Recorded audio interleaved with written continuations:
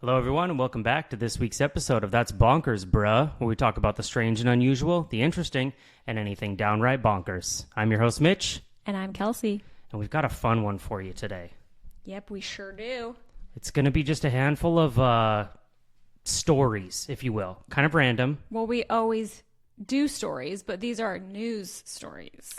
Random, bonkers news stories. And I'm excited. You're right. If I'm going to come, I better come correct. You better. Well, why don't you start us out? I've got two, and I think you said you have three? I have three. I have two crazy ones, one paranormal, one just crazy and kind of disturbing, and then one fun, lighthearted one. I was looking for lighthearted. I couldn't find anything that that spoke to me in the moment. Yeah, well, the news doesn't report a lot of lighthearted stuff, but I do want to start kind of incorporating like little good news stories to lighten the mood here and there. For sure. And I just feel like the world needs that. I do like to listen to, the true crime and the paranormal and like the weird messed up stuff, but sometimes you gotta, season it with a little uplifting shit because it can get heavy. It's true.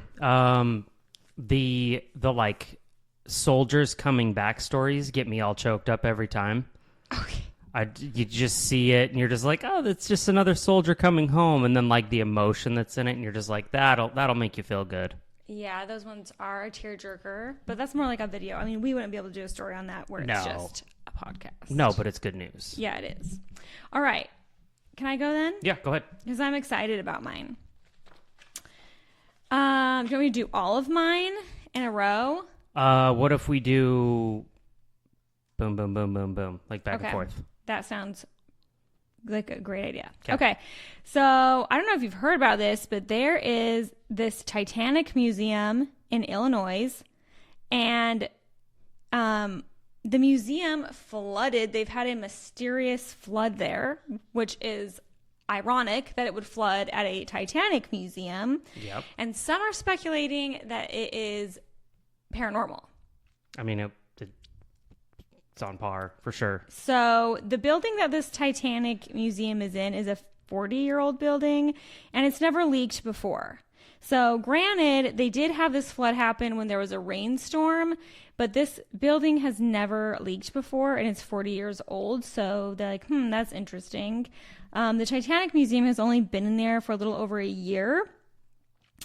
And evidently, this building is kind of known for its historical exhibits. It's the Volo Museum. And I guess they do a lot of historical exhibits there and like classic car collections. So the museum itself kind of changes. Okay. Like they'll have different exhibits come and go. Mm-hmm. And right now it's the Titanic Museum. But yeah, I guess they have paranormal stuff happen there pretty regularly. So it's pretty on par for something weird to happen there. What's interesting is that they have security footage of this flood happening. They have security cameras in there because obviously there's these valuable artifacts. It's like a $6 million museum. All the artifacts in there are worth up to $6 million. So obviously they have, the security footage. And on the security footage, you can see this flood start to happen. All the water comes from underneath this car. Just under a random car? So they have this really cool old car in there. There's only 2 of them in the world that have ever been built. It's a 1912 Renault French concept car, and only 2 were ever produced.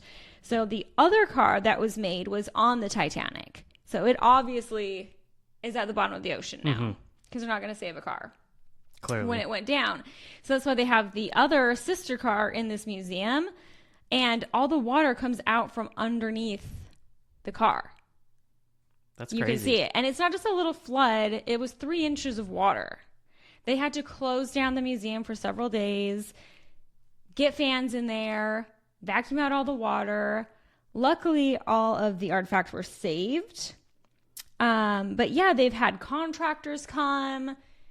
They've inspected every inch of the building. There's no entry of where water could have came in. There's no cracks in the foundation. There's no cracks in the wall. There's no leaks in the ceiling.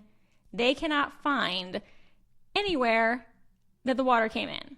That's crazy. Like, and isn't that spooky? Yeah, I mean, immediately when you're like, oh, it's coming out from under the car, it's like your mind immediately goes to, oh, there's probably a sewer under there, or like, there's something got backed up. But yeah, like, how does it fill up with 3 inches of water in an entire museum? Like, yeah, that's a lot of water. It's actually like a really kind of chilling video. You can look it up if you just Google it, and it's on YouTube, and I've seen it on TikTok where, yeah, it's literally just like this pool of water comes out from underneath this car. It is crazy.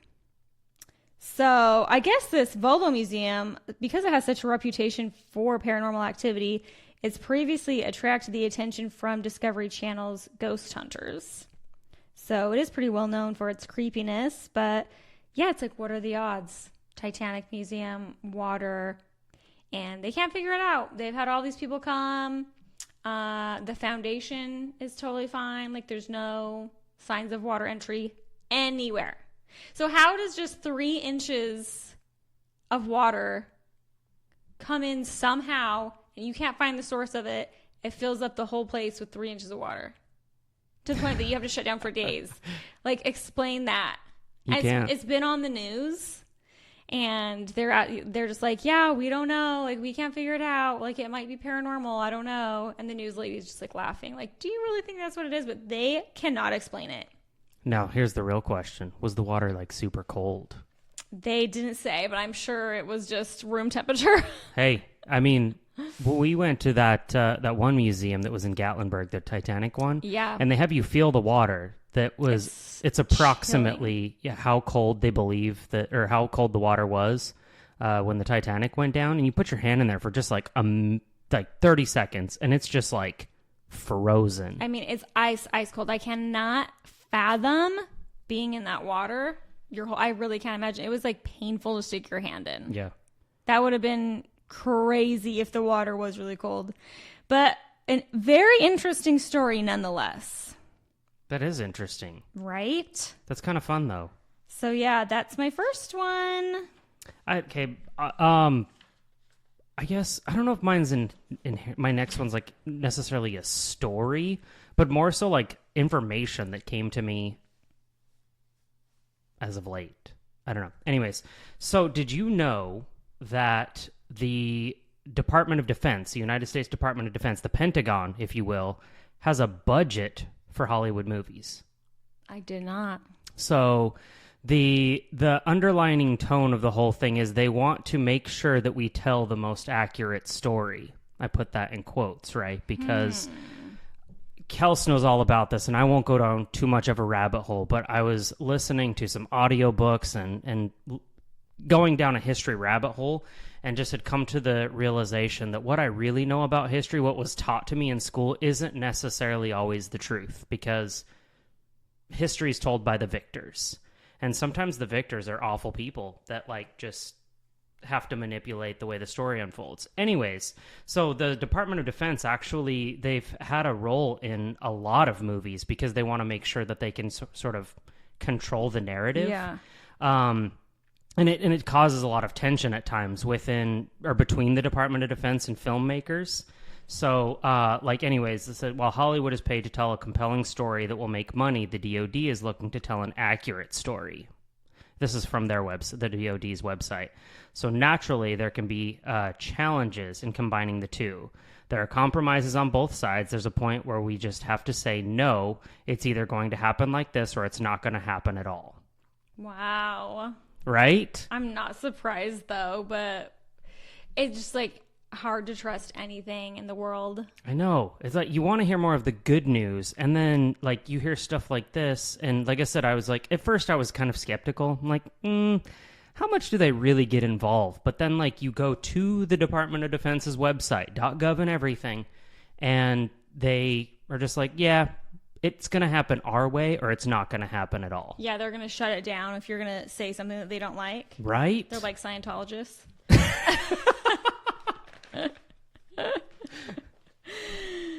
Oh, truly. I thought that was crazy. That is really crazy. That's interesting. I'm sure you could find a lot more information. I just thought that it was interesting that I wanted to touch on with this episode. Yeah, that's crazy. I'm not surprised. Bonkers. Bonkers, bruh. Okay, on to my next. Are you ready for this one? Judging from the tone, I don't know if I am, but hit me with it. All right, so this story actually happened in 2013, but it's recently been recirculating on TikTok, which is where I came across it, and then I researched it up. So in 2013, at Six Flags in Texas, a woman was flung 75 feet from a roller coaster, obviously to her death. She came out of her seat in a roller coaster and was flung 75 feet. Holy crap. Let that sink in. I mean, that's just considering how much speed and momentum that you can get on a roller coaster. The distance, I guess, doesn't necessarily surprise me that much. It's more so just the fact that she was in a safety... Like they go through all their safety measures to ensure that all the riders are not going to fling out, and here we are. Yeah, so she was riding with her daughter and I think her son-in-law or something like that. How traumatizing. Yeah. You just see your mom fling out of a roller coaster. Okay, so listen to this. This article is from Fox 4 News. So her name is Ayala, I think is how you say it, Gowana, was seated in the third row of the carts on the roller coaster and was thrown from her seat during the steep descent from the first large hill of the track, according to statement.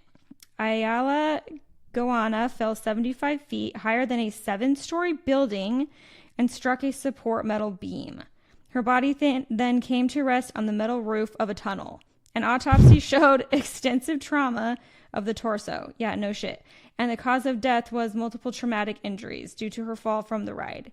The manner of death is listed as pending further investigation and lab studies. What? That part I'm confused about. Like, we all know how she died. She was traumatically killed from trauma. Well, I'm guessing that they want to... I don't know. Did she have, like, her hip became dislocated, and so, like, the joint that would normally keep them in? I wonder if it was something like that. No. If Okay. you'll stop interrupting me, I'll get to that. Excuse me. Thank you. Okay, so they speculate that maybe because she was a larger woman, they think that maybe the lap bar initially closed but didn't actually like properly latch all the way because she was bigger, and that it just came open because of that while the ride was going. But apparently, as the article goes on to say, there is no federal agency that regulates amusement parks. The only state oversight in Texas is the Texas Department of Insurance. The state requires 2 things. The first includes proof that a certified engineer approves the ride under manufacturer specifications or national standards, whichever is stricter. The second, that the park has at least a $1 million insurance policy per ride against accidents. Six Flags spokeswoman Sharon Parker said, "We are committed to determining the cause of this tragic accident and will utilize every resource throughout this process. It would be a disservice to the family to speculate regarding what transpired. When we have new information to provide, we will do so. Our thoughts, prayers, and full support remain with the family. An investigation into the accident will be conducted by Six Flags, not any local police or fire agency." I thought that was weird and interesting that they said by Six Flags, but not any local police or fire agency. Mm-hmm. Seems very odd. Apparently, this is not the only death that has occurred of the Six Flags in Texas. There was another death that occurred in 1999. A 28-year-old woman died after a raft that her and 10 others were on flipped over on the Roaring Rapids ride. Oh, my. Yeah. And as I was researching this too, like a lot of other articles were coming up. There's been quite a few, more than you would think, deaths and severe accidents from roller coasters. And I'm not like a huge roller coaster fan, but I think I'm done with roller coasters. Like, they really freak me out. I've been hearing stories of like young kids, like teenagers and stuff that were small. They like slipped out of the harness and stuff and got severely injured or died. Like, that is traumatizing. Okay, so the ride that this happened on is called the Texas Giant, and it has the world's steepest drop. It's 14 stories high. Oh my. So yeah, I won't be going on any rides like that. I don't think ever again. I'm just gonna be honest. That's a gnarly drop. Yeah. 14 story. I mean, you figure 14 stories. That's at least 10-foot ceilings. So like minimum, we'll call it minimum 150 feet. Yeah. Crazy. That's a lot. But yeah, like if you just want to Google it, like how many deaths have happened from amusement park rides? It's very freaky. Maybe ignorance is bliss, but I won't be going on any more roller coasters. I will say, going back to the lap bar thing, even when I was like younger, I would give it some extra push even after they checked it and pulled up on it and everything. I mean, it's rare that happens, but it's also like the most terrifying thing ever. Yeah. It's kind of like when they're like, oh, a shark attack is so rare. Like, you're more likely to die in a car crash or whatever. It's like, yeah, I understand that. But if it did happen, it would be next level traumatizing. Yeah. So, obviously the family sued Six Flags, as they should. And I'm sure they won. I didn't really dive into all the details of that, but holy traumatizing. That's a lot. Yeah. That's a lot to take. You're just wild. going down the hill and all of a sudden you're just gone. She's gone. Yeah. What a way to go. I mean, it's not a boring death, so. Guess there's that. But yeah, that's I got one more after this. Do you want to hit me with your next one? Yeah. We're going to talk about Ben Franklin's house. Oh, of course we are. 36 Craven Street in London, the UK, right? I think that the interesting part about this is I've seen sound bites and stuff like that of people sort of speculating what was going on. So I took a deeper dive onto benfranklinhouse.org and the Smithsonian website, and I think I have a little bit more accurate information, but the shock value that comes out at the beginning, you're like, whoa. So anyways, Ben Franklin's house, London, it's been sitting there, or it was several hundred years old and everything like that. In 1990, they decided that they were going to go ahead and turn it into a museum. So as they came in to sort of prepare for all of that stuff, they ended up finding 1,200 bones buried in a 1 meter wide by 1 meter deep hole of approximately 15 people, some of them children. And it was all part of what was at one point a windowless room beneath the garden. WTF. Right? That's the wildest thing I've ever heard. So, out of the gate, you're thinking, what the hell went on in this house, right? Why is there so many bones? Was he a serial killer? Well, yeah, exactly, right? And that's where people really start getting into it. They're like, oh, well, Ben Franklin was actually a high-ranking Freemason, and we don't really know what happens within that culture, and could have been ritualistic, blah, blah, blah, whatever. So anyways, they brought in some investigators. They did deem that it was about 200 years old, so it would have been fairly equivalent to about the time he was there, because he spent a good portion of his life actually in the UK still, and then came over sort of through the Revolutionary War and helped write the Declaration of Independence and, all that type of stuff. Mm-hmm. So anyways, but you come to find out actually that it wasn't his house. So it was a residence that he lived in, but it was actually owned by a woman named Margaret Stevenson. So as they sort of get looking into things, the more plausible explanation is there was an unofficial anatomy school within the building as well, run by a... Unofficial? Unofficial. How is it an unofficial anatomy school? So part of what we'll get into is that the anatomy study was actually a relatively new concept. Oh. And so... if you'll hold for just a moment, we'll get into some of the legalities of how they had to bend and break some rules to get there. Anyway, so William Hewson was run by it, and his mother-in-law was the Margaret Stevenson, so she actually owned the building. And it was really... well, like I said, okay, so I'll just read this part really quick. So anatomy was still in its infancy, but the day's social and ethical mores frowned upon it. So... obviously, there you have it. A steady supply of human bodies was hard to come by legally. So Hewson and some of the other field pioneers had to turn to grave robbing, either by paying professional, quote, resurrection men to procure cadavers or digging them up themselves to get their hands on specimens. Researchers think that 36 Craven was an irresistible spot for Hewson to establish his own anatomy lab. The tenant was a trusted friend.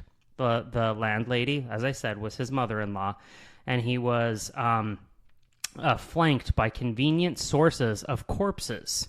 Bodies could be smuggled from the graveyard and delivered to the wharf at one end of the street or snatched from the gallows at the other end. When he was done with them, Hewson simply buried whatever was left of the bodies in the basement rather than sneaking them out for disposal elsewhere and risking getting caught and prosecuted for dissecting and grave robbing. Wow. I think I remember actually they talked about grave robbing when we went on that one ghost tour in Charlotte. There was like a medical school or something. And now it's like apartment buildings. But same thing, they like had a hard time coming across bodies that they could work on and dissect and whatever. So they would often rob graves. Yep. Facts. So that's basically what they were doing over in London. Same concept. Okay. And Franklin is known as a very curious man. And so although he hasn't made comment on he never made comment on what took place there, because obviously these bones and everything were found 200 years after he had died and everything, but it's kind of like, did he know? I feel like his curiosity had to have known at least a little bit of something was going on and taken a peek down there.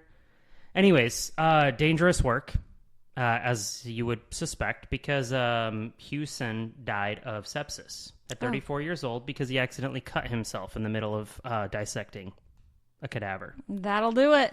Got him.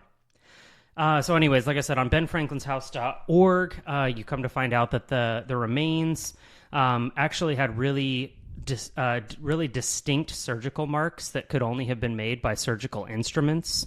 The femur bone was actually cut clean, possibly to demonstrate an amputation process. There was holes in the skull from, I think you say trepanning. Basically, it's the holes where they would relieve the pressure on the brain. But again, these were all cadavers and everything. And so the idea, I think, was probably solid, right? They were trying to do it for scientific purposes to forward medicine and everything like that. But the problem was, this was all done in like the 1770s, 80s-ish. And anesthesia wasn't even invented until 1846. Oh, Lord. So could you imagine getting getting a leg amputated at the femur? How would you not die of shock? Like, how would you not? That's the thing, is they said most have of these a heart attack on the Ben Franklin House website. It straight up said most of these procedures probably wouldn't have ever become relevant in their lifetime because of the fact that there was no anesthesia. They really didn't have complete control over infections and whatnot, or frankly, all the major bleeding that would have taken place to do this on a live person. What a terrible thought. Right? Because I have such bad anxiety with medical stuff that to think of that is so anxiety inducing. And what a terrible time to be alive. Like, I mean, there are reasons that things are terrible now too, but it's like we have medical advances and anesthesia and antibiotics, and people are just dropping like flies back then. Yeah. Wow. It's crazy, right? Yeah, it's gross. So that's why I said, like, early on when I heard this like sort of shock value that came, I'm like, oh, that's interesting. He's probably a serial killer, and we like praise him for being this fun. Anyways, so I can't take it away from him just yet. He maybe still was a good guy and didn't even know what was going on there, but his residence had housed 1,200 different bones. So surely it had to be haunted. Oh, I'm sure. To this day, it has to be haunted. Just a hole. All right. Well, are you ready for something a little lighter? Probably after that. Yeah. Jeez. Now that my heart rate is raised. Who prepares the stories for these podcasts? Okay, so this is a story about a dog who was elected mayor in Cormorant, Minnesota. His name was Duke, and he was a Great Pyrenees. And he ran for 4 one-year terms. He won by a landslide. There was 1 year that every single vote was for Duke. Yeah. Good for him. I know. This is a very small town. There's only about 1,000 residents that live there. Like, what a life. Just a cute town to be having a Great Pyrenees as your dog mayor. Isn't that darling? So darling. So that is so cute. But unfortunately, Duke did pass away in 2019. He was 13 years old. But I did come across a recent article, about another dog that has been elected mayor actually in Mooresville, North Carolina. Oh, wow. So not too far from us. And this is a pit bull, my favorite, named Rhea. Rhea is a 12-year-old pit bull and was elected mayor. The term began in June 30th, and will last 1 year. And Rhea is trying to raise breed awareness for the pit bull breed. And you know how I love that. I do. I love me a pit bull. Big pit bull fan. So yeah, there's been actually quite a few small towns who have had dog mayors, as it turns out. That's great. And I just think that's darling. Politicians till the day they die. Yeah. Just like here. Oh, and let me read you what were some of Duke's responsibilities, because listen to how darling. So some of Duke's responsibilities included overseeing the village, hanging out at the local pub, making sure everything was running smoothly, keeping riffraff out, attending meetings, leading parades, appearing on billboards, and keeping up the town's good name. And this is in writing. This is officially Duke's responsibility. Official political business. Yeah, exactly. So sounds like he did a hell of a job. And R.I.P. Duke. And I'm excited about Rhea, the 12-year-old pit bull. We might need to take a little trip to Mooresville and see if we can spot Rhea just walking downtown. She's just in the city center. Yeah, a little white pitty with a little brown eye patch. Mm. You know how I love that. I'm so excited. That sounds terribly exciting. Doesn't it? We should see if our dog can run for the HOA president to get him started early. Maybe. Oh, Titus is too dumb. I don't know. Well, first order of business is to just get everyone off the board, and then we can just do what we want. Yeah. Let's run this place. Mm-hmm. No, our HOA is fine. It's not too bad. No. But yeah, that's what we've got today. Just a little news update. We're just out here doing the Lord's work, letting you know about dog mayors, and be careful out there on roller coasters. So that's all I've got. You got anything else, Mitch? I got nothing else. Appreciate everybody again. Tell your friends. We love that we've received a few new reviews over the last couple weeks. So yeah, we appreciate that greatly. It's the only way for us to grow. We love doing this. Yeah, it's a good time. We actually managed to pull it off to record this during the day and not at night. So if I actually sound more awake and with it, that is why. We just threatened our kids, don't come down and bother us until we're done. So they've been good. They obeyed. Yep. So now we're going to take them to the pool. Let's do it. All right, everybody, stay safe out there. Don't ride on any crazy roller coasters, and we'll see y'all next time. Thanks, everyone. Bye.